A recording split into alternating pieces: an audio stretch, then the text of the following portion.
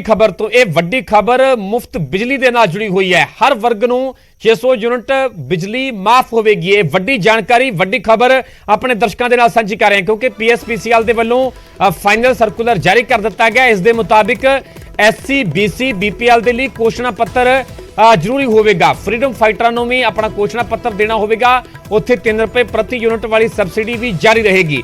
7 kilowatt तक 3 रुपए प्रति यूनिट वाली सबसिडी जारी रहेगी, जी कि पहले चलती आ रही है वो पहले की तरह ही जारी रहेगी। हर वर्ग को 600 यूनिट माफ होगा। 2 महीनों के लिए 600 यूनिट माफ होंगे क्योंकि प्रति महीना 300 यूनिट से क्योंकि 2 महीने का बिल आता तो 2 महीने की मिला के 600 यूनिट जोड़े माफ होंगे। इस तो वध जनरल वर्ग को पूरा बिल देना होगा क्योंकि 600 तो जेकर वध यूनिट बिल आता है, जेकर यूनिटां बलदियां ने चाहे कि 601 होण तां फिर पूरियां यूनिटां दा बिल भी जनरल वर्ग नूं देना होगा। मसलन जे 750 यूनिट खपत है तो 750 यूनिट का ही पूरा बिल अदा करना पवेगा।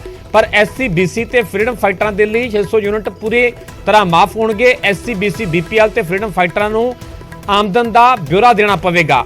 किन्नी उन्हां दी सालाना आमदन है इस बारे उन्हां नूं एक स्वै प्रमाण पत्र देना होगा। उस दे विच बकायदा अपनी आमदन का हवाला देना पवेगा। शर्त है कि वह करदाता ना होवे, ना ही परिवार का कोई मैंबर किसी संविधानिक अहुदे ते तैनात होवे। ये भी अपने आप दे विच शर्त है। SC BC BPL जिहड़े परिवार ने शर्त है कि वह करदाता ना होवे, किसी तरह का उन्हां दे वल्लों इनकम टैक्स कर अदा नहीं किया जाता, ना ही परिवार का कोई मैंबर किसी संविधानिक अहुदे ते होवे।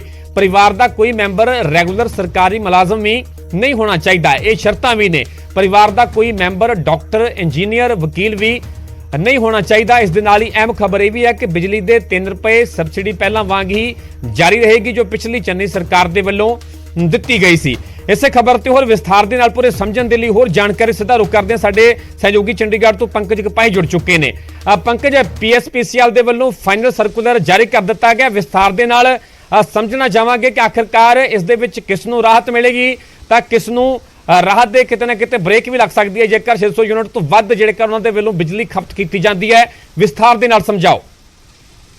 देखो परमिंदर, पंजाब दे विच 2 महीनों का बिजली का बिल इकट्ठा आंदा वा और 2 महीनों का जिहड़ा बिजली का बिल आएगा 1 जुलाई तो हुण जिहड़ा जुलाई उस तो बाद अगस्त यानी कि अगस्त के आखिर दे विच यानी कि सितंबर की शुरुआत दे विच जिहड़ा बिल आएगा उस दे उत्ते नवा प्लान जिहड़ा वा वो लागू हो रहा है। यानी कि 1 जुलाई तो जिहड़ा बिजली तुसी खपत पंजाब दे विच करनी शुरू कर दी है तो 600 यूनिट आम लोगों नूं, क्योंकि अमूमन ये कहा जाता सीगा कि दलित भाईचारे नूं मिल जाती है या किसानां नूं बिजली मुफ्त मिल जाती है, लेकिन आम जनरल कैटागरी नूं बिजली मुफ्त नहीं मिलती। तो हुण 600 यूनिट बिजली जिहड़ी है वो जनरल कैटागरी समेत हर वर्ग नूं ये बिजली जिहड़ी है मुफ्त मिलेगी। लेकिन 600 यूनिट तो वध अगर बिजली का बिल आ जाता है, अगर मान लो तुहाडा 610 यूनिट बिजली बिल आ जाता 2 महीने का या 650 या 750 तो तुहानूं फिर पूरी पेमेंट करनी पेगी, यानी कि 650 यूनिट के पैसे ही देने पैणगे। दूसरा इस दे विच ये भी जिक्र होया कि जिहड़ा दलित भाईचारा है, SC भाईचारा BC भाईचारा वै उसनूं हुण एक हल्फनामा देना होएगा। उसनूं एक उन्हां दे लई टर्म एंड कंडीशन जरूर लगा दी है कि अगर 600 तो बाद बिजली मुफ्त लैनी है, यानी कि अगर तुहानूं 600 यूनिट बिजली मुफ्त मिलेगी लेकिन अगर 700 यूनिट बिजली दलित भाईचारे या SC भाईचारे की हो जाती है तो फिर अगर उपरले जिहड़े 100 यूनिट या 50 यूनिट ही लैने हैं, यानी कि पूरा 600 का नहीं पेगा, सिर्फ 50 या 100 यूनिट का पेगा तो तुहानूं एक हल्फनामा देना पेगा कि किसी भी संविधानिक अहुदे ते परिवार का कोई मैंबर ना होवे, कोई डॉक्टर ना होवे, कोई इंजीनियर ना होवे। ये टर्म एंड कंडीशन उन्होंने लिए लगा दी गई है। लेकिन अगर वो हल्फनामा नहीं लाते तो फिर 650 यूनिट अगर बिजली का बिल बनता तो 650 यूनिट बिजली का बिल देना होएगा। और इस तरीके की जोड़े नवे बिजली के बिल आएंगे वो जोड़े ने वो हुण जारी होंगे। परमिंदर, पंकज ये भी जरूर जानकारी दिओ। हालांकि जनरल वर्ग के लिए साफ कर दिता गया कि जेकर 600 यूनिट तो वध उन्होंने वल्लों बिजली खपत की जाती है तो वह पूरियां यूनिटां का बिल अदा करना होगा। पर इस तो इलावा SC BC BPL वर्ग की जेकर गल की जाए, मान लो 600 तो वध यूनिट खपत की जाती 605 610 या 615 तो की फिर 600 तो उपर वाले ही बिल अदा करना पवेगा या इन्हां वास्ते अलग कंडीशन होगी?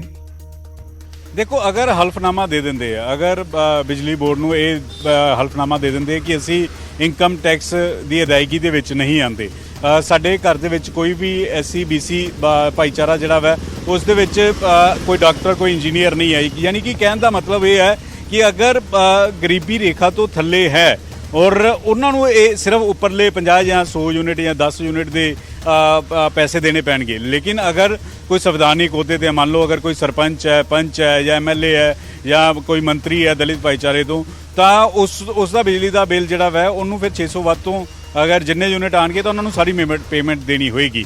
ਇਸ ਤਰੀਕੇ ਦੀ ਜਿਹੜੇ ਨਵੇਂ ਬਿਜਲੀ ਦੇ ਰੇਟ ਆਣਗੇ। ਇਸ ਤੋਂ ਇਲਾਵਾ ਅਗਰ ਕੋਈ ਦਲਿਤ ਭਾਈਚਾਰੇ ਤੋਂ ਕੋਈ ਡਾਕਟਰ ਪਰਿਵਾਰ ਚੋਂ ਨਿਕਲ ਆਉਂਦਾ, ਕੋਈ ਇੰਜੀਨੀਅਰ ਬਣ ਜਾਂਦਾ ਜਾਂ ਕੋਈ ਆਮਦਨ ਦਾ ਸੋਰਸ ਅਜਿਹਾ ਹੁੰਦਾ ਕਿ ਉਹ ਇਨਕਮ ਟੈਕਸ ਦੀ ਅਦਾਇਗੀ ਦੇ ਵਿੱਚ ਆ ਜਾਂਦਾ, ਤਾਂ ਫਿਰ ਉਸ ਨੂੰ ਬਿਜਲੀ ਦਾ ਬਿੱਲ ਜਿਹੜਾ ਵੈ ਉਹ ਪੂਰਾ ਦੇਣਾ ਹੋਏਗਾ। ਉਸ ਦਾ ਬਿਜਲੀ ਦਾ ਬਿੱਲ ਜਿਹੜਾ ਮਾਫ ਨਹੀਂ ਹੋਏਗਾ 600 ਯੂਨਿਟ ਤੋਂ ਉੱਪਰ। 600 ਯੂਨਿਟ ਤੋਂ ਹੇਠਾਂ ਤਾਂ ਮਾਫ ਹੋਏਗਾ, ਲੇਕਿਨ 600 ਯੂਨਿਟ ਤੋਂ ਉੱਪਰ ਹੋ ਜਾਂਦਾ ਤਾਂ ਫਿਰ ਉਹ ਪੂਰਾ ਬਿਜਲੀ ਦਾ ਬਿੱਲ ਦੇਣਾ ਹੋਏਗਾ। ਪਰਮਿੰਦਰ ਪੰਕਜ, ਜੇਕਰ ਇਸ ਸਕੀਮ ਦੀ ਗੱਲ ਕੀਤੀ ਜਾਵੇ, ਕਿਉਂਕਿ 1 ਜੁਲਾਈ ਤੋਂ ਸਕੀਮ ਜਿਹੜੀ ਸਰਕਾਰ ਦੇ ਵੱਲੋਂ ਲਾਗੂ ਕਰ ਦਿੱਤੀ ਗਈ, ਹਾਲਾਂਕਿ ਸਰਕਾਰ ਦੇ ਵੱਲੋਂ ਦਾਅਵਾ ਵੀ ਕੀਤਾ ਜਾ ਰਿਹਾ ਹੈ ਕਿ ਵੱਡੀ ਗਿਣਤੀ ਵਿੱਚ ਲੋਕਾਂ ਨੂੰ ਇਸ ਦਾ ਫਾਇਦਾ ਵੀ ਹੋਵੇਗਾ। ਸਰਕਾਰ ਦਾ ਕੀ ਤਰਕ ਹੈ ਕਿ ਇਸ ਸਕੀਮ ਦੇ ਨਾਲ, ਕਿਉਂਕਿ ਗੱਲ ਜੁਲਾਈ ਤੇ ਅਗਸਤ ਦੀ ਕੀਤੀ ਜਾਵੇ, ਸਤੰਬਰ ਦੇ ਪਹਿਲੇ ਹਫ਼ਤੇ 2 ਮਹੀਨਿਆਂ ਦਾ ਬਿੱਲ ਆਵੇਗਾ, ਕਿੰਨਾ ਕੁ ਸਰਕਾਰ ਦਾ ਅਨੁਮਾਨ ਹੈ, ਕਿੰਨਾ ਕੁ ਦਾਅਵਾ ਕਿ ਕਿੰਨੀ ਕੁ ਵੱਡੀ ਗਿਣਤੀ ਦੇ ਵਿੱਚ ਕਿੰਨੇ ਕੁ ਵੱਡੇ ਤਬਕੇ ਨੂੰ ਇਸ ਸਕੀਮ ਦਾ ਫਾਇਦਾ ਮਿਲੇਗਾ? ਦੇਖੋ, ਸਰਕਾਰ ਤਾਂ ਇਹ ਕਹਿ ਰਹੀ ਹੈ ਕਿ ਪੰਜਾਬ ਦੇ ਵਿੱਚ 70% ਤੋਂ ਜ਼ਿਆਦਾ ਘਰ ਇਸ ਦੇ ਨਾਲ ਕਵਰ ਹੋ ਜਾਣਗੇ। ਸਰਕਾਰ ਦਾ ਇਹ ਵੀ ਤਰਕ ਹੈ ਕਿ ਜਿਹੜਾ ਬਿਜਲੀ ਦੀ ਖਪਤ ਹੁੰਦੀ ਹੈ ਉਹ ਜੂਨ ਜੁਲਾਈ ਤੱਕ ਪੀਕ ਤੇ ਹੁੰਦਾ ਹੈ। ਅਗਰ ਤੁਸੀਂ ਅਗਸਤ ਤੋਂ ਬਾਅਦ ਦੇਖੋ, ਸਤੰਬਰ ਦੇਖ ਲਓ, ਤਾਂ ਫਿਰ ਉੱਥੇ ਤਾਂ ਏਅਰ ਕੰਡੀਸ਼ਨਰ ਵੀ ਬੰਦ ਹੋ ਜਾਂਦੇ ਆ। ਕਈ ਸਾਰੇ ਜਿਹੜੀ ਜ਼ਿਆਦਾ ਖਪਤ ਕਰਦੇ ਆ ਬਿਜਲੀ ਤੇ ਉਹ ਬੰਦ ਹੋ ਜਾਂਦੇ, ਤਾਂ ਜ਼ਿਆਦਾ ਹੋਰ ਜਿਹੜੇ ਨੇ ਪਰਿਵਾਰ ਇਸ ਦੇ ਵਿੱਚ ਆ ਜਾਣਗੇ।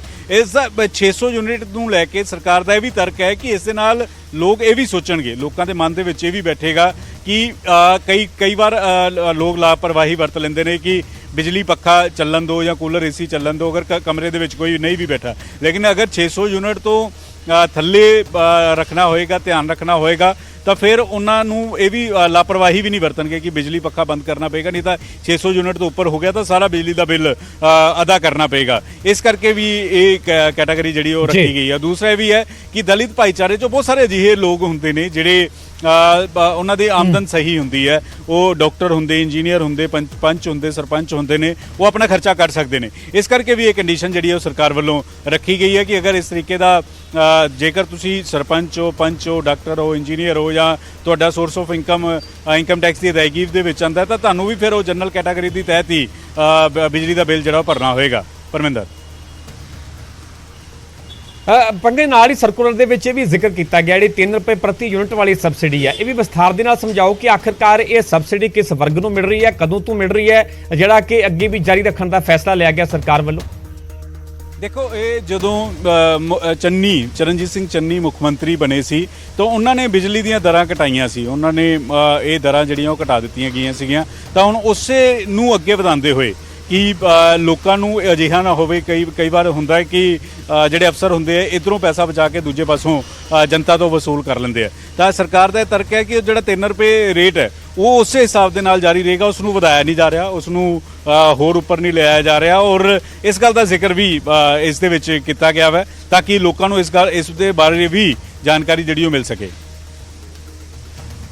ਜੀ ਠੀਕ ਹੈ ਪੰਕਜ, ਫਿਲਹਾਲ ਦੀ ਪੂਰੀ ਜਾਣਕਾਰੀ ਤੁਹਾਡਾ ਬਹੁਤ ਬਹੁਤ ਧੰਨਵਾਦ। ਦਰਅਸਲ PSPCL ਦੇ ਵੱਲੋਂ ਮੁਫਤ ਬਿਜਲੀ ਨੂੰ ਲੈ ਕੇ ਫਾਈਨਲ ਸਰਕੂਲਰ ਜਾਰੀ ਕਰ ਦਿੱਤਾ ਗਿਆ, ਤੁਹਾਨੂੰ ਵਿਸਥਾਰ ਦੇ ਨਾਲ ਸਮਝਾ ਰਹੇ ਹਾਂ ਕਿਉਂਕਿ ਸਿੱਧੀ ਖਬਰ ਆਮ ਜਨਤਾ ਦੇ ਨਾਲ, ਆਮ ਲੋਕਾਂ ਦੇ ਨਾਲ ਜੁੜੀ ਹੋਈ ਹੈ, ਕਿਉਂਕਿ ਸਕੀਮ ਦਾ ਸਰਕਾਰ ਦੇ ਵੱਲੋਂ ਦਾਅਵਾ ਕੀਤਾ ਜਾ ਰਿਹਾ ਕਿ ਵੱਡੇ ਪੱਧਰ ਤੇ ਵੱਡੇ ਤਬਕੇ ਨੂੰ ਇਸ ਦਾ ਫਾਇਦਾ ਵੀ ਹੋਵੇਗਾ।